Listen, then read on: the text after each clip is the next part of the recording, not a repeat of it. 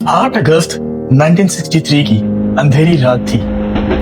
Royal माल की एक train Glasgow से लंदन जा रही थी। इस ट्रेन के एक डब्बे में कैश से भरे बैग्स मौजूद थे, जिनकी वैल्यू आज के हिसाब से लगभग 67 मिलियन पाउंड्स या करीबन 800 करोड़ रुपए बनती है। ट्रेन के ड्राइवर जैक मिल्स अंधेरी रात में तेज रफ्तारी से इंजन चला रहे थे। तभी अचानक एक क्रॉसिंग पर रेड सिग्नल लाइट जल उठी।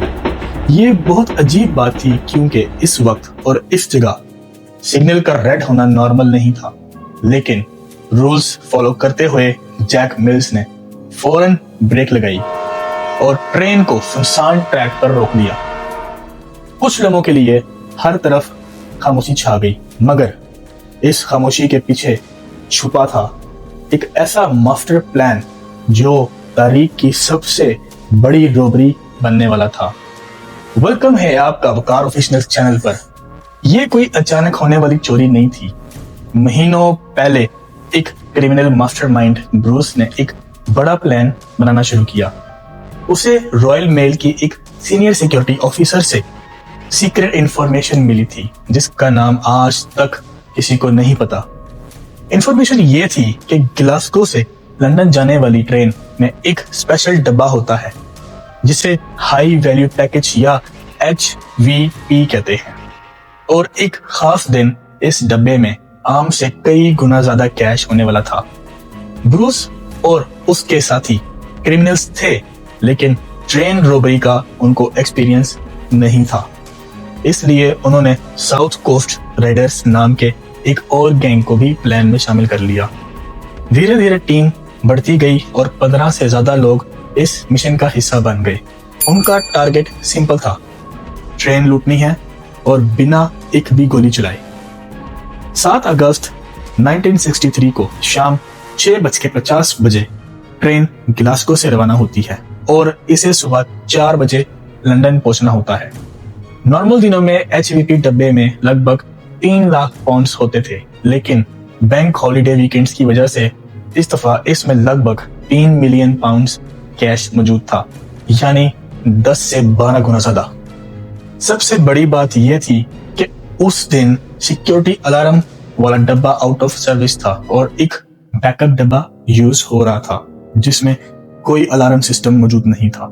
यह सब कुछ रॉबर्स के लिए परफेक्ट अपॉर्चुनिटी थी। रात के 3 बजे के करीब सेयर्स क्रॉसिंग के पास गैंग ने अपना ट्रैप सेट किया। उन्होंने ग्रीन सिग्नल को कवर कर दिया और बैटरी की मदद से फेक रेड लाइट चला दी।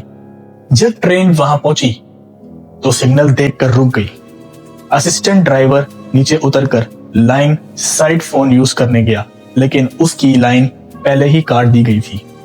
अचानक झाड़ियों में से रॉबर्स निकले और उसे काबू कर लिया। कुछ रॉबर्स इंजन पर चढ़ गए और ड्राइवर जैक मिल्स को काबू करने की कोशिश की। जैक मिल्स ने रेजिस्टेंस की, लेकिन एक रॉबर ने लोहे की रॉड उसके सर पर मार दी, जिससे वो बेहोश हो गया। रॉबर्स ने फौरन इंजन के बाद के 2 डब्बे अलग कर दिए, जिसमें HVP डब्बा भी शामिल था। उनका प्लान था कि ट्रेन को थोड़ा आगे ब्रिज तक ले जाया जाए, जो लगभग 1 किलोमीटर दूर था। वो अपने साथ एक रिटायर्ड ड्राइवर भी लाए थे, लेकिन वो नया इंजन ऑपरेट नहीं कर सका। इसलिए मजबूरन उन्होंने जैक मिल्स को होश में लाकर फोर्स किया कि वो ट्रेन चलाएं। ट्रेन को रेजो ब्रिज तक ले जाया गया, जहां असली रॉबरी शुरू हुई। HVP डब्बे में टोटल 128 कैश बैग्स थे, जिनका वेट करीबन 2.5 टन था। रॉबर्स के पास सिर्फ 15 मिनट थे। उन्होंने ह्यूमन चेन बनाई और 128 में से 120 बैग ट्रक में लोड कर लिए, जबकि बाकी 8 बैग टाइम की कमी की वजह से छोड़ दिए। रॉबर्स ने एक ट्रक और 2 लैंड रोवर यूज की और वहां से फरार हो गए। करीबन 45 मिनट के बाद वो अपने हाइड आउट पहुंच गए, जहां जाकर उन्होंने सेलिब्रेट भी किया। यहाँ तक कि मोनोपोली गेम भी असली पैसे के साथ खेली, लेकिन उनसे एक बड़ी गलती हो गई।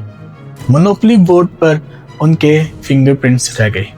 पुलिस ने फार्म हाउस पर रेड किया और वहां से कैश बैग्स, इक्विपमेंट्स और व्हीकल्स के साथ फिंगरप्रिंट्स भी मिल गए। ये फिंगरप्रिंट्स पुलिस रिकॉर्ड से मैच हो गए और असली मुजरिमों का पता चल गया। कुछ ही दिनों में 16 में से 14 रॉबर्स पकड़े गए। सिर्फ 2 लोग बच गए, जिनमें एक मिस्ट्री ड्राइवर था और दूसरा रॉयल मेल का इनसाइडर, जिसका नाम आज तक अननोन है। कोर्ट ने इसे क्राइम ऑफ द सेंचुरी करार दिया और ज्यादातर क्रिमिनल्स को 30 साल की सजा सुनाई गई। ड्राइवर जैक मिल्स कभी अपनी चोटों को रिकवर नहीं हो पाए और 7 साल बाद इंतकाल कर गए। इस वाकया के बाद ब्रिजो ब्रिज के नाम ट्रेन रॉबर ब्रिज पड़ गया और यहाँ ये रॉबरी आज भी हिस्ट्री की सबसे डेयरिंग और परफेक्टली प्लान्ड रॉबरीज में शुमार होती है। अगर आपको ये स्टोरी पसंद आई है तो लाइक, शेयर और सब्सक्राइब जरूर करें। मिलते हैं फिर नेक्स्ट वीडियो में, तब तक के लिए सी यू अराउंड।